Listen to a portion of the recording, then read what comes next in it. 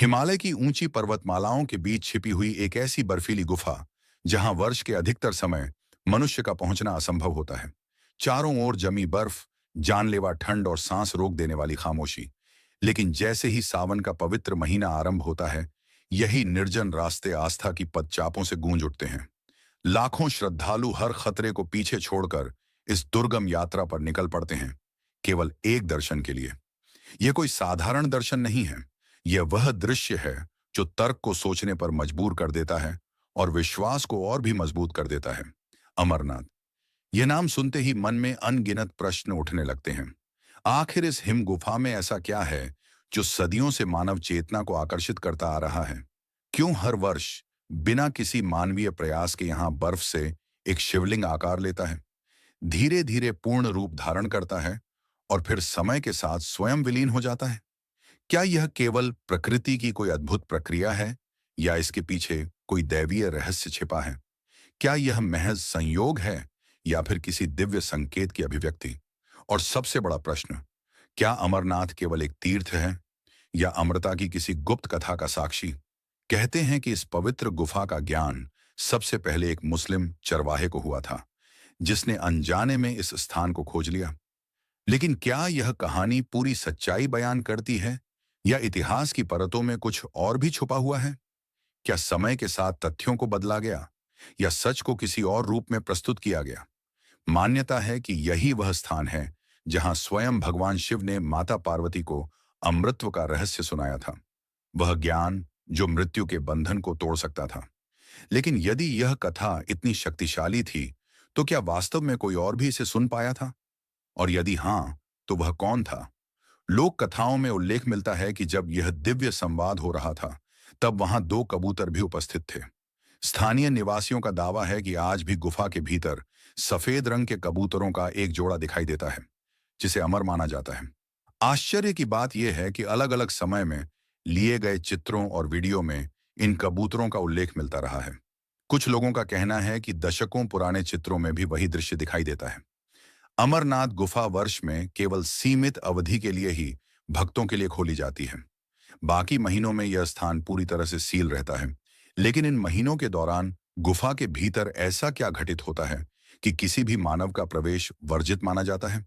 कुछ कथाएं तो यहां तक कहती हैं कि एक बार किसी व्यक्ति ने इस रहस्य को जानने के लिए भीतर निगरानी उपकरण लगाए थे। बाद में उसने जो अनुभव साझा किया, वह आज भी लोगों को असमंजस में डाल देता है। क्या वाकई इस गुफा में कोई अदृश्य ऊर्जा सक्रिय रहती है?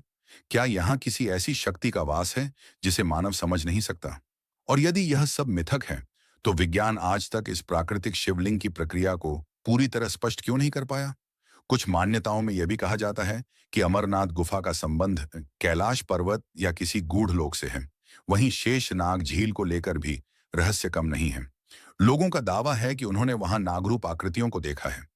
क्या यह केवल भ्रम है या फिर किसी प्राचीन सत्य की झलक? इसी तरह शिवखोड़ी जैसी गुफाओं से जुड़ी कहानियां भी रहस्य से भरी हुई हैं, जिनके बारे में कहा जाता है कि वहां प्रवेश करने वाला कभी वापस नहीं लौटा। क्या यह डर की उपज है या किसी अनजाने सत्य का संकेत? आज पूरे देश में एक ही स्वर गूंज रहा है, हर हर महादेव।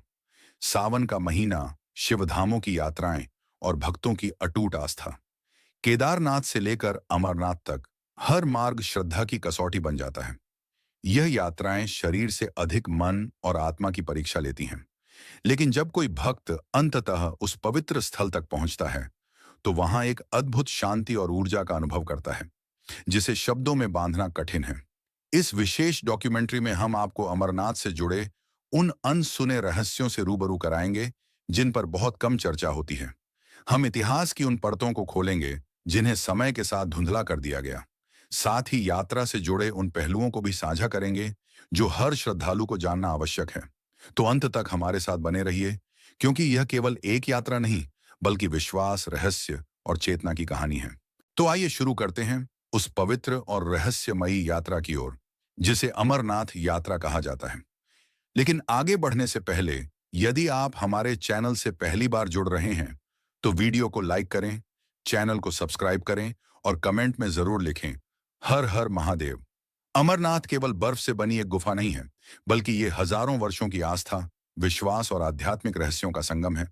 जम्मू कश्मीर की राजधानी श्रीनगर से लगभग 135 किलोमीटर उत्तर पूर्व दिशा में स्थित यह पावन स्थल समुद्र तल से करीब 13,600 फीट की ऊंचाई पर मौजूद है। यहां तक पहुंचना किसी साधारण यात्रा जैसा नहीं होता। टेढ़े मेढ़े पहाड़ी रास्ते, बर्फीली हवाएं, पत्थरों से ढकी चोटियां और हर पल बना रहने वाला खतरा, यह यात्रा श्रद्धा की सच्ची परीक्षा लेती है। लेकिन जो भक्त इस कठिन मार्ग को पार कर लेते हैं, उनके लिए यह अनुभव जीवन को बदल देने वाला होता है। अमरनाथ गुफा बाहर से देखने में भले ही सामान्य लगे, पर इसके भीतर प्रवेश करते ही एक अलग ही दिव्यता का अनुभव होता है। लगभग 19 मीटर भीतर तक फैली यह गुफा करीब 16 मीटर चौड़ी और 11 मीटर ऊंची है। मगर इसका सबसे बड़ा आकर्षण और रहस्य है यहां हर वर्ष अपने आप प्रकट होने वाला हिम से बना शिवलिंग। यह कोई मानव निर्मित संरचना नहीं है और न ही किसी कलाकार की कृति। यह एक प्राकृतिक, स्वयं उत्पन्न होने वाला हिम शिवलिंग है, जिसे भक्त भगवान शिव की साक्षात उपस्थिति का प्रतीक मानते हैं। यह हिमलिंग सावन के आरंभ के साथ आकार लेना शुरू करता है, यानी आषाढ़ पूर्णिमा से लेकर श्रावण पूर्णिमा तक। जैसे जैसे चंद्रमा की कला बढ़ती है, वैसे वैसे शिवलिंग का आकार भी बढ़ता जाता है और पूर्णिमा के दिन यह अपने पूर्ण स्वरूप में दिखाई देता है। माना जाता है कि उस समय इसकी ऊंचाई लगभग 10 फुट तक पहुंच जाती है। इसके बाद चंद्रमा के घटने के साथ ही यह धीरे धीरे छोटा होकर विलीन होने लगता है। इस हिमलिंग की सबसे अद्भुत बात यह है कि यह बेहद कठोर होता है, जबकि गुफा में मौजूद अन्य बर्फ काफी मुलायम होती है और हाथ लगाते ही पिघलने लगती है। गुफा की छत से टपकने वाली जल की बूंदें ही धीरे धीरे इस दिव्य शिवलिंग का निर्माण करती हैं। इसी कारण इस स्थान को अमृतत्व की गुफा कहा जाता है। पौराणिक मान्यताओं के अनुसार यही वह स्थान है जहां भगवान शिव ने माता पार्वती को अमृता का रहस्य सुनाया था। यह कथा इतनी गोपनीय थी कि शिव ने इसे सुनाने से पहले अपने वाहन नंदी को बाहर छोड़ा, चंद्रमा को जटाओं से अलग किया, सर्पों, गणों और यहां तक कि पंचतत्वों का भी त्याग कर दिया, ताकि यह रहस्य केवल पार्वती तक ही सीमित रहे। इसी वजह से अमरनाथ को तीर्थों में सर्वोच्च स्थान प्राप्त है। यह स्थल केवल पूजा का केंद्र नहीं है, बल्कि एक ऐसा अनुभव है जो इंसान को जीवन, मृत्यु और आत्मा के गूढ़ रहस्यों से जोड़ देता है। यहाँ आने वाले श्रद्धालु किसी साधारण सफर पर नहीं होते। कोई पैदल यात्रा करता है, कोई डंडी या पालकी में आता है, तो कोई बर्फीली जमीन पर नंगे पांव चलकर अपनी श्रद्धा अर्पित करता है। बुजुर्ग, अस्वस्थ लोग और यहाँ तक कि छोटे बच्चे भी इस कठिन यात्रा में शामिल होते हैं, क्योंकि ऐसा विश्वास है कि जो व्यक्ति एक बार भी बाबा अमरनाथ के दर्शन कर लेता है, वह जन्म और मृत्यु के बंधन से मुक्त हो जाता है। यात्रा भले ही कठिन हो, लेकिन जैसे ही भक्त गुफा के द्वार पर पहुंचता है, ठंडी हवाओं के बीच गूंजती घंटियों की ध्वनि, हर हर महादेव के जयकारे और सामने बर्फ से सजे शिव का स्वरूप, उस क्षण मन, वाणी और आत्मा स्वतः ही नतमस्तक हो जाते हैं। अमरनाथ वह दिव्य धाम है जहां हर वर्ष भगवान शिव हिम रूप में प्रकट होते हैं। एक ऐसा स्थान जहां विज्ञान भी उत्तर खोजने में मौन हो जाता है। लेकिन क्या आपने कभी सोचा है कि इतनी दुर्गम पहाड़ियों के बीच स्थित इस गुफा का पता सबसे पहले किसे चला? लोक मान्यताओं के अनुसार इस पवित्र गुफा की खोज एक मुस्लिम चरवाहे द्वारा की गई थी। कहा जाता है कि 16वीं शताब्दी में बूटा मलिक नाम का एक चरवाहा अपनी भेड़ बकरियों को चराते हुए इन पहाड़ों तक पहुंच गया। वहीं उसकी मुलाकात एक साधु से हुई, जिन्होंने उसे कोयले से भरा एक थैला दिया। जब बूटा मलिक उस थैले को लेकर अपने घर पहुंचा और उसे खोला, तो वह कोयला की जगह कीमती रत्नों और हीरों से भरा हुआ था। इस चमत्कार से आश्चर्यचकित बूटा मलिक उस साधु को धन्यवाद देने के लिए दोबारा उसी स्थान पर लौट गया और यहीं से अमरनाथ गुफा के रहस्य और इतिहास की परतें धीरे धीरे खुलने लगीं। जब उस स्थान पर लोग पहुंचे, तो वहां कोई साधु मौजूद नहीं था। वहां केवल हिम से स्वयं निर्मित एक दिव्य शिवलिंग दिखाई दिया। बाद में यह पूरा प्रसंग बूटा मलिक द्वारा आसपास के ग्रामीणों को बताया गया और यहीं से अमरनाथ यात्रा की लोक कथा प्रचलित हो गई। आज भी अधिकांश लोग अमरनाथ का नाम सुनते ही इसी कथा का उल्लेख करते हैं, लेकिन यह कथा जितनी प्रसिद्ध है, उतनी ऐतिहासिक नहीं मानी जाती। इतिहास के पन्ने कुछ और ही कहानी बयान करते हैं। 12वीं शताब्दी के प्रसिद्ध इतिहासकार कल्हण ने अपनी रचना राजतरंगिणी में उल्लेख किया है कि कश्मीर के शासक राजा संधिमती अमरनाथ की पवित्र गुफा में जाकर हिम से बने शिव स्वरूप की आराधना किया करते थे। इसके अतिरिक्त भारतीय पुरातत्व विभाग के अनुसार यह गुफा लगभग 5000 वर्षों से भी अधिक प्राचीन मानी जाती है। इसका अर्थ यह है कि यह स्थल महाभारत काल से भी पहले अस्तित्व में था। कुछ प्राचीन ग्रंथों में यह भी वर्णन मिलता है कि शैव परंपरा से जुड़े कश्मीर के राजा सामदा दामद नियमित रूप से पहलगाम क्षेत्र में स्थित बर्फ के शिवलिंग की उपासना करने जाते थे। इतिहासकारों के अनुसार ऐसा एकमात्र प्राकृतिक हिम शिवलिंग अमरनाथ में ही पाया जाता है। नीलमत पुराण में भी इस पावन गुफा और उसके धार्मिक महत्व का उल्लेख मिलता है। ये सभी साक्ष्य उस युग के हैं जब इस्लाम का उदय भी नहीं हुआ था। इससे यह संकेत मिलता है कि बूटा मलिक से जुड़ी कथा बाद में लोगों के बीच फैलाई गई। इन कथाओं के पीछे इतिहासकारों या समाज की क्या मंशा रही होगी, यह कहना कठिन है। लेकिन इतना निश्चित है कि अमरनाथ की गुफा हजारों वर्षों से अस्तित्व में है और आज भी श्रद्धालुओं की आस्था का केंद्र बनी हुई है। मान्यता है कि यहाँ स्वयं महादेव विराजमान हैं और साथ ही वे दो दिव्य कबूतर भी, जिन्होंने अमृतत्व की कथा सुन ली थी। अब आइए जानते हैं उस पौराणिक प्रसंग को जो भगवान शिव और अमरनाथ धाम से जुड़ा हुआ है। अमरनाथ हिंदू धर्म के सर्वाधिक पवित्र तीर्थों में गिना जाता है। हर वर्ष असंख्य श्रद्धालु बाबा बर्फानी के दर्शन के लिए दुर्गम यात्रा तय करते हैं। पुराणों के अनुसार एक समय माता पार्वती ने भगवान शिव से प्रश्न किया कि मेरा शरीर तो नश्वर है, लेकिन आप सदा अमर हैं। इसका रहस्य क्या है? मुझे भी यह ज्ञान प्राप्त होना चाहिए। शिव जी ने उत्तर दिया कि अमृतत्व का कारण एक दिव्य कथा है। यह सुनकर माता पार्वती ने उस रहस्य को जानने की प्रबल इच्छा व्यक्त की। महादेव लंबे समय तक इस विषय को टालते रहे, लेकिन अंततः पार्वती की जिज्ञासा को देखते हुए उन्होंने कथा सुनाने का निर्णय लिया। शिव नहीं चाहते थे कि यह रहस्य उनके और पार्वती के अतिरिक्त कोई और सुने, इसलिए उन्होंने एकांत और निर्जन स्थान के रूप में अमरनाथ गुफा को चुना।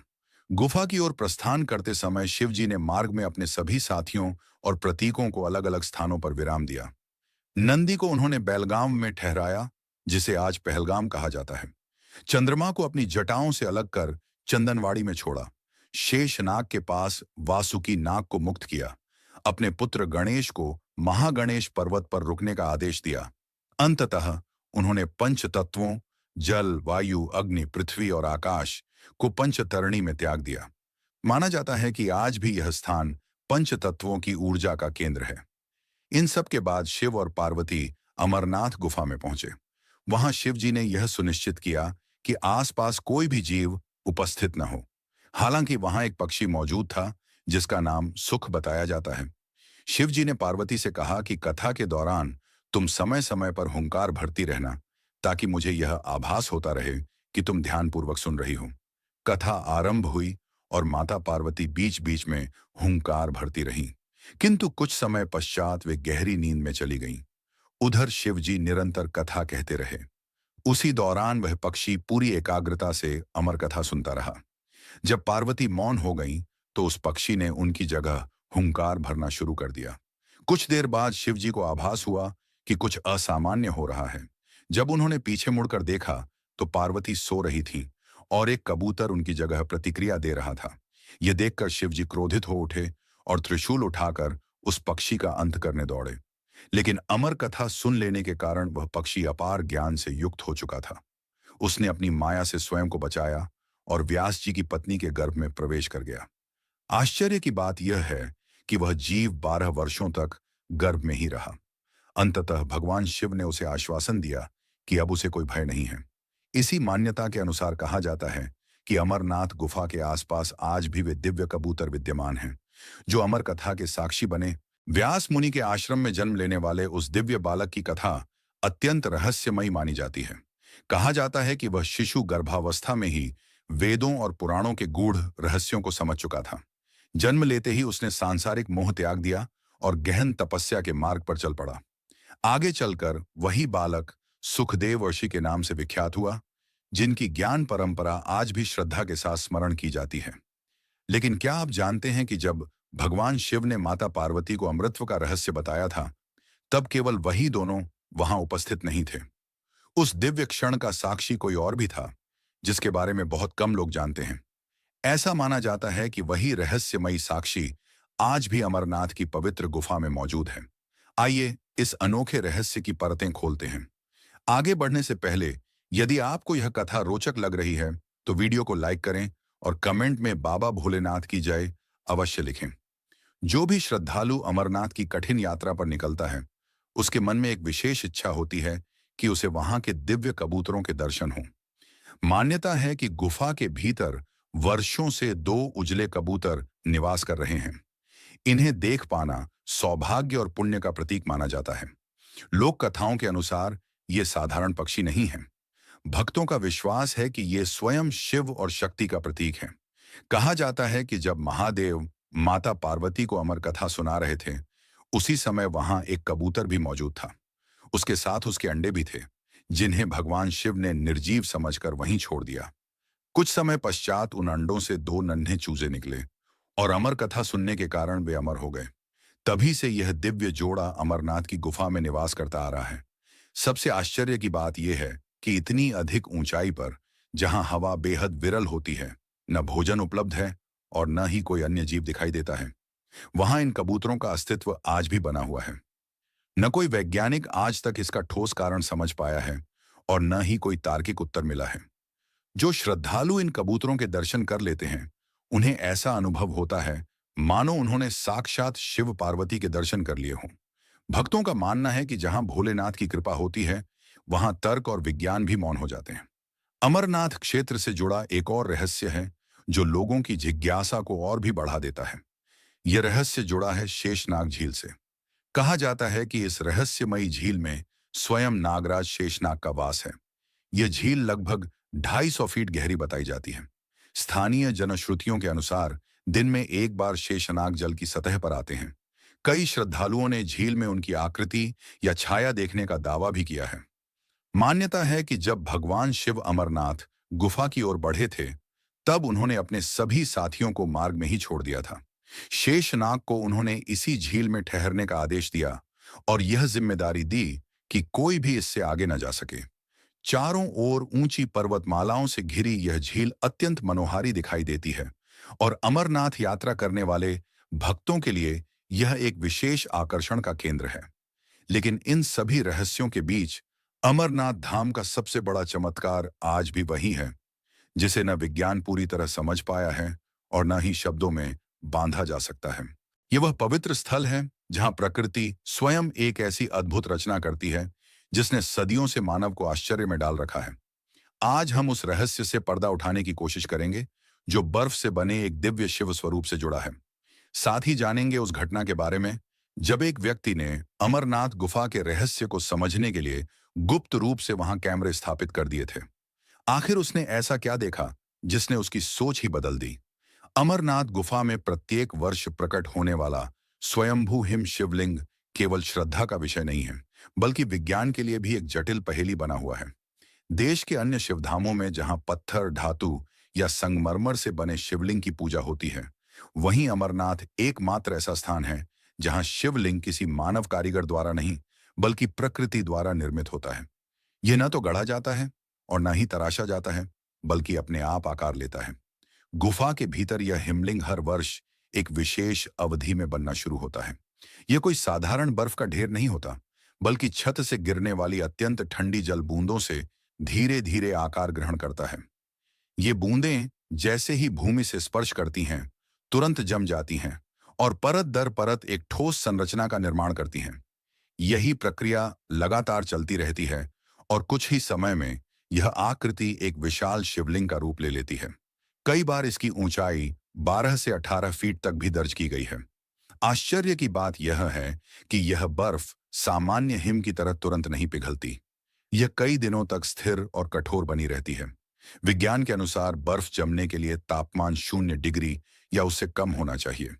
लेकिन यात्रा के दौरान जब हजारों श्रद्धालु गुफा में मौजूद होते हैं, तब कई बार तापमान 0 से ऊपर दर्ज किया गया है। ऐसे में यह सवाल और भी गहरा हो जाता है कि तब यह हिमलिंग बना कैसे रहता है। वैज्ञानिकों ने इसे समझाने के लिए स्टैलेग्माइट जैसी प्राकृतिक संरचना की अवधारणा सामने रखी, लेकिन यह व्याख्या भी पूरी तरह संतोषजनक नहीं मानी गई। सबसे बड़ा प्रश्न यह है कि ऐसी संरचना हर गुफा में क्यों नहीं बनती और हर वर्ष इसका स्वरूप शिवलिंग जैसा ही क्यों होता है? इतना ही नहीं, इसका आकार चंद्रमा की कलाओं के अनुसार घटता बढ़ता है। पूर्णिमा के समय यह अपने पूर्ण स्वरूप में होता है और अमावस्या के बाद धीरे धीरे लुप्त होने लगता है। यह पूरा क्रम किसी गुप्त व्यवस्था जैसा प्रतीत होता है, मानो हर बूंद को गिरने की दिशा पहले से तय हो। यहाँ न कोई पुजारी इसे बनाता है, न कोई मशीन और न ही कोई कलाकार। फिर भी हर साल उसी स्थान पर, उसी रूप में यह दिव्य आकृति प्रकट होती है।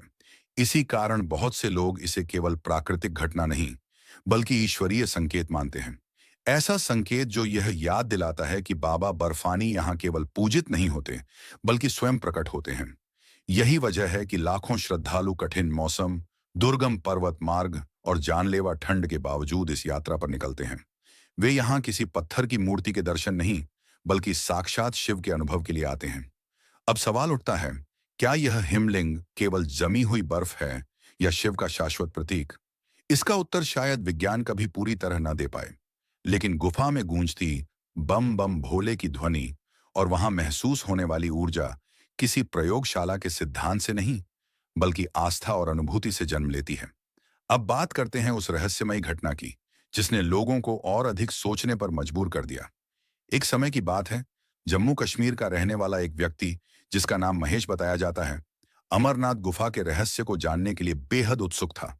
उसने यात्रा समाप्त होने से ठीक 2 दिन पहले छुपकर गुफा के भीतर एक छोटा कैमरा स्थापित कर दिया।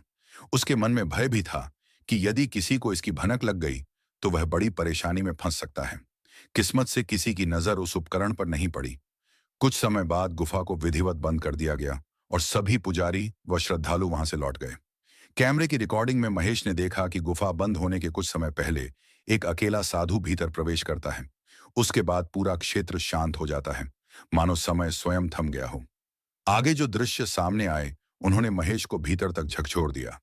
वही रहस्य, वही अनुभूति जिसने आज तक अमरनाथ को आस्था और रहस्य का केंद्र बना रखा है।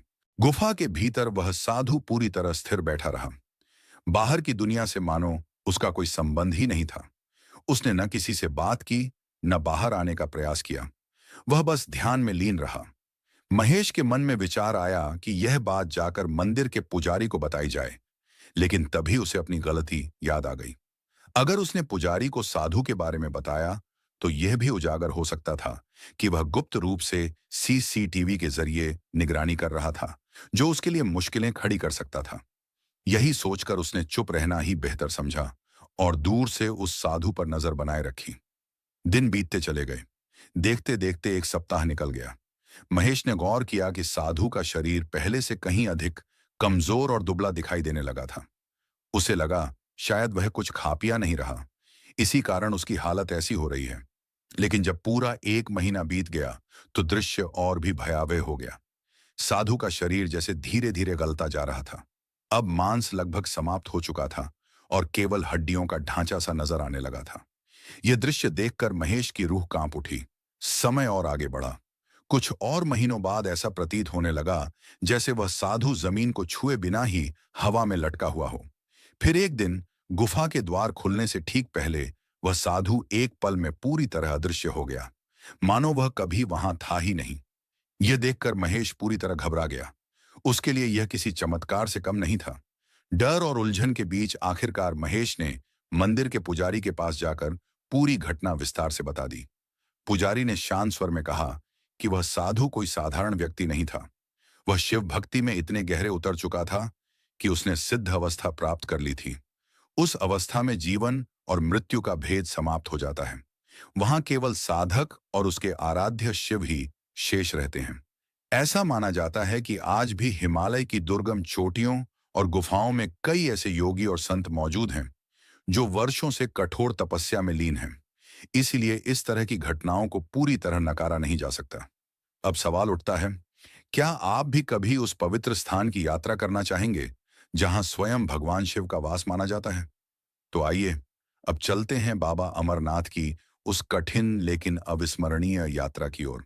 अगर जीवन में कभी ऐसी यात्रा का सपना देखा हो जो सिर्फ शरीर को नहीं बल्कि आत्मा को भी भीतर तक झकझोर दे, तो वह यात्रा अमरनाथ यात्रा ही है।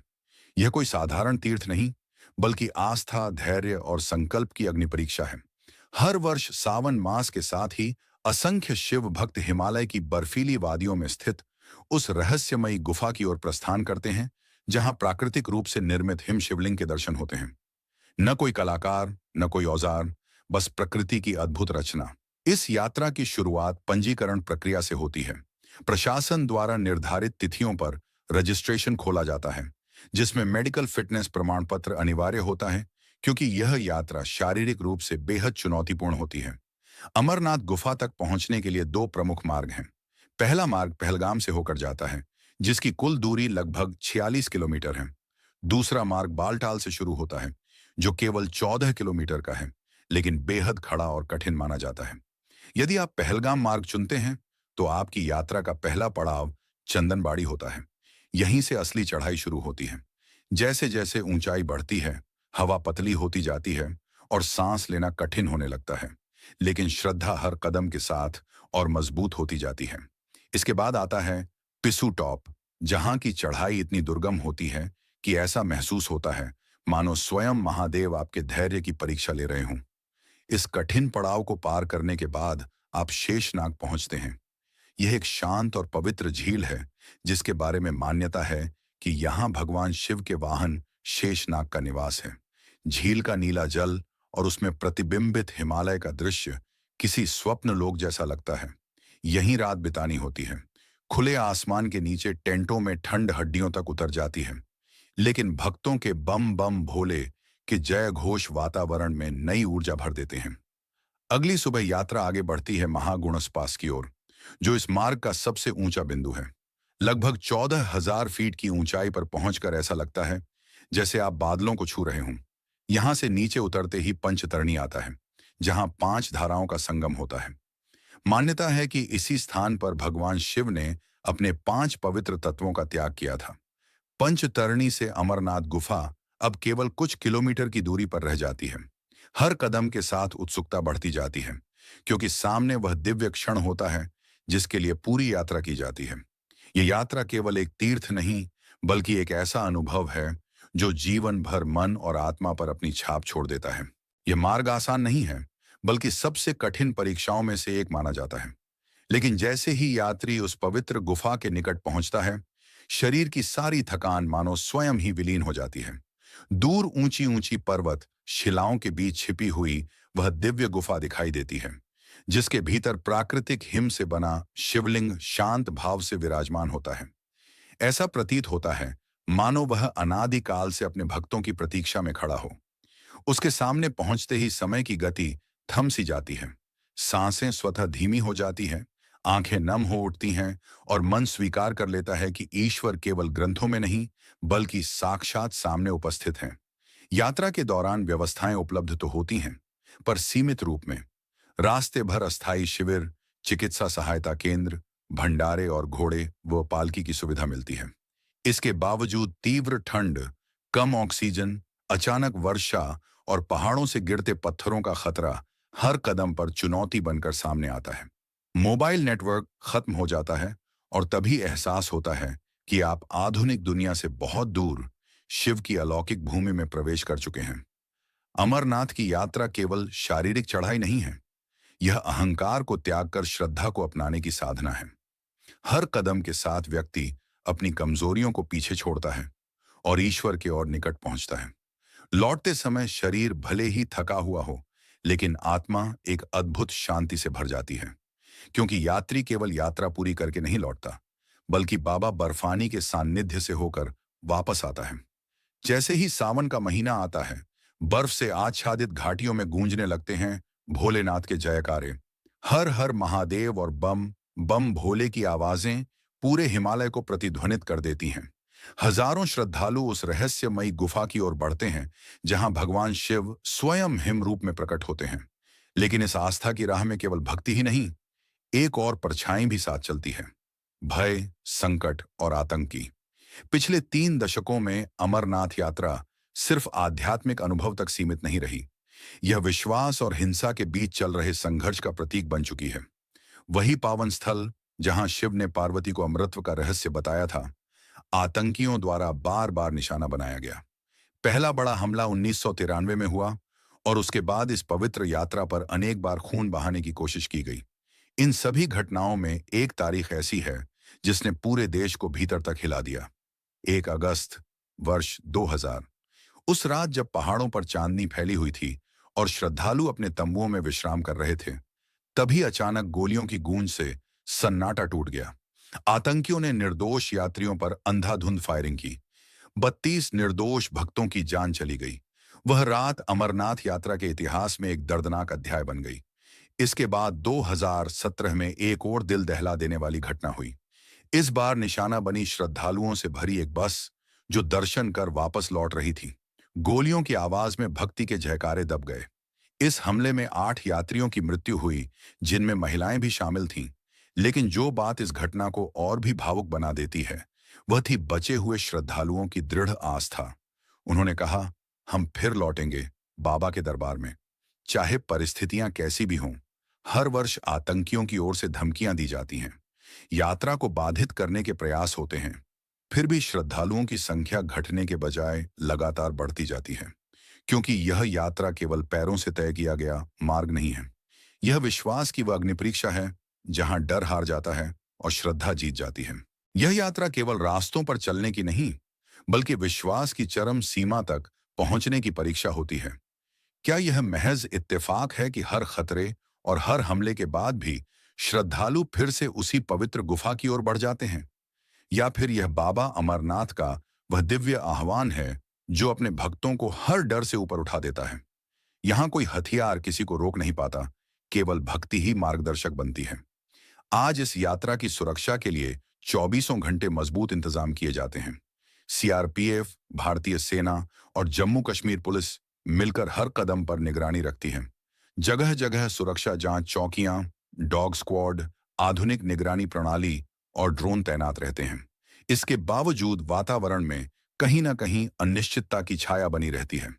लेकिन इस सब के बीच न तो उम्र मायने रखती है और न ही भय। 70 वर्ष का वृद्ध हो या 18 वर्ष का युवा, जब बाबा का बुलावा आता है तो कोई भी पीछे नहीं हटता, क्योंकि आस्था के सामने डर अपना रास्ता खुद छोड़ देता है। अमरनाथ यात्रा सिर्फ एक धार्मिक परंपरा भर नहीं है, यह उस अटूट विश्वास की पहचान है जो आतंक और असुरक्षा के माहौल में भी आशा की लौ जलाए रखता है। शायद यही वजह है कि हर वर्ष यात्रा के आरंभ के साथ ही एक ही उद्घोष चारों दिशाओं में गूंज उठता है, बोलो बाबा अमरनाथ की जय। अब आपसे एक सवाल, क्या आपने कभी अमरनाथ यात्रा का अनुभव किया है? अगर हाँ, तो अपने अनुभव कमेंट में जरूर साझा करें। हो सकता है आपकी कहानी किसी और को भी इस पावन यात्रा पर निकलने की प्रेरणा दे दे। और अगर आप अब तक अमरनाथ नहीं जा पाए हैं, तो मैं बाबा बर्फानी भोलेनाथ से प्रार्थना करता हूं कि मेरे सभी दर्शकों की मनोकामनाएं शीघ्र पूरी हों। धन्यवाद। जय बाबा बर्फानी।